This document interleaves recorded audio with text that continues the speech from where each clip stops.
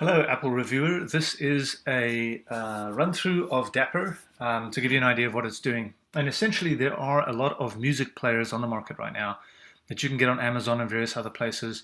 We've actually got a list of some of them here in the select DAP settings, but there's a bunch of different ones that people use to play HD music. And so their biggest issue is getting their music from iTunes onto those players. Now, as it turns out, when you run those players or when you connect them to your Mac, they actually show up as disks. So essentially, they sort of show up as what amounts to a USB device that's plugged into your Mac. So what I've found the easiest way of doing this is to actually just create, well, either use USB thumbsticks themselves, or you can actually create disk images that you can use.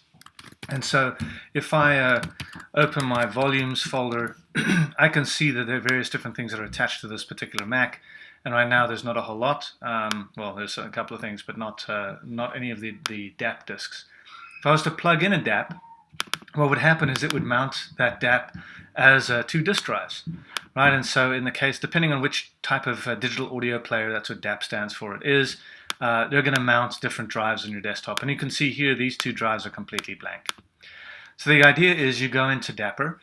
When you connect a supported DAP, one of these that are listed here, it'll automatically configure things for you, but you can always select things manually, so I'm going to just select that one.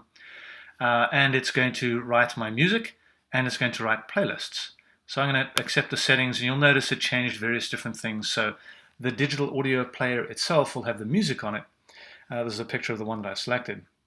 And it will also refer to its own internal drives, in this particular case, as mount/SD card, and this one mount/external HD. So when you create playlists, you essentially have to reference these two drives. But anyway, from the user's perspective, they connect the thing, or they select it, and then what they need to do is we've found the iTunes library.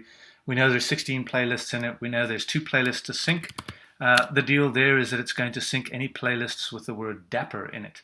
And so when I fire up my iTunes, you'll see I have 2 playlists that have Dapper in them, and all of the files that are inside those playlists, as well as the playlists themselves, will get synced over. So I'll quit out of there.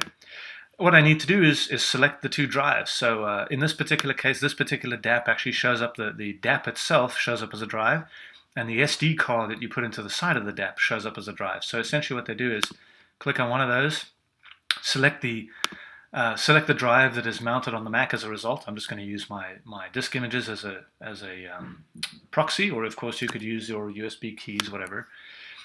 Select the other one, and that essentially gives us write access to those to get out of the sandbox. And then I'm going to say set it for me. The user can actually decide which, because now I might have a 128 meg SD card on this, and the internal memory might be 64, so I can actually choose which artists and albums I want to put on what side, and it'll actually tell me how full they are going to be. And then I lock, and at the most basic sort of functionality, I'm good to go. I click the go button, and it reads all of the artwork, tells me what it's going to do. I can click on show me to get details on exactly what it's going to do. So these are all the things it's going to copy over. And if I'm happy with that, I can go ahead and click on continue. And it'll copy all of the files over to my left-hand card, to my right-hand card, and then it's done. And the way you can verify this, obviously, is, well, you go into those cards and you see, hey, here is all the information. We've got all of my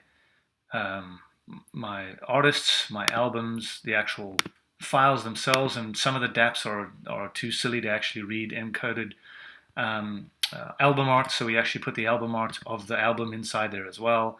And so it's essentially populating both of those things, putting the song over and putting the folder over.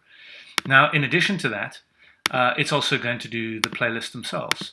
And in this particular case, if you look at the configuration of Dapper, let's get it up here, bunk. The configuration of Dapper under the playlist, it's actually going to save in the folder playlists by default for this particular device. And so in playlist here, I now have these playlists. And if I look at them, they're not formatted for iTunes anymore. They're formatted for this device. So once again, if I looked at the 2 cards, there was MNT/SD card. So any files that were copied over that actually exist on that card. It refers properly to the mount/SD card, and any other things it's going to refer to the other card. So essentially, when they play these playlists on those devices, they will reference the correct thing on the correct card. And that's really about it. Now, there's lots of other options. So automatically hide this up into the taskbar so that it goes away at the start and shows up if you connect things. Automatically sync.